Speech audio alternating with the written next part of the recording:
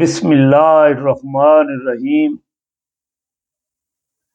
بچپن میں ہم پڑھتے اور دیکھتے، ہر بس، ہر گاڑی، ہر رکشے کے پیچھے لکھا ہوتا پپو یار تنگ نہ کر۔ ہمیں پتہ نہ چلتا یہ پپو یار کون ہے۔ جب پچھلی گاڑی پہ، پچھلے سائیکل پہ، پچھلے ٹرک پہ دیکھتے تو اس نے بھی لکھا ہوتا ہے پپو یار تنگ نہ کر۔ یا اللہ، یہ کون پپو ہے جو مخلوق خدا کو مسلسل تنگ کیے جا رہا ہے؟ کچھ سمجھ نہ آتا۔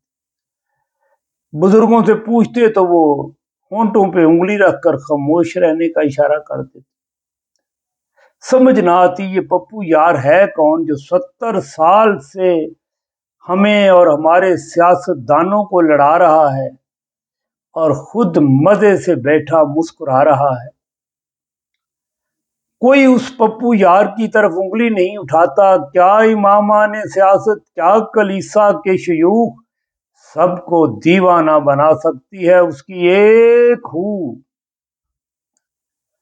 سب کو وہ دیوانہ کر دیتا ہے، اور اس کے سامنے خضر بھی بے دست و پا، الیاس بھی بے دست و پا، اور اس کے طوفان یم با یم، دریا با دریا، جو بجو، ہر جگہ اس کے طوفان ہے۔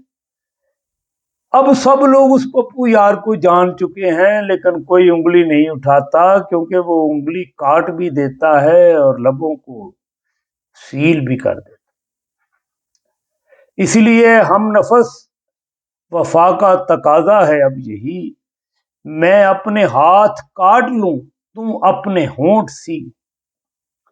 وہ جس پہ پپو یار دستے شفقت رکھتا ہے وہ کنگ بن جاتا ہے، اور جس سے وہ ہاتھ اٹھا لیتا ہے وہ ذلیل و رسوا ہو جاتا ہے۔ اور کوئی استدعا بھی کرتا ہے، فلموں میں بھی شاعر بھی استدعا کرتے ہیں تو بڑے ادب سے کہتے ہیں کہ پپو یار تنگ نہ کر، محفل کو بے رنگ نہ کر۔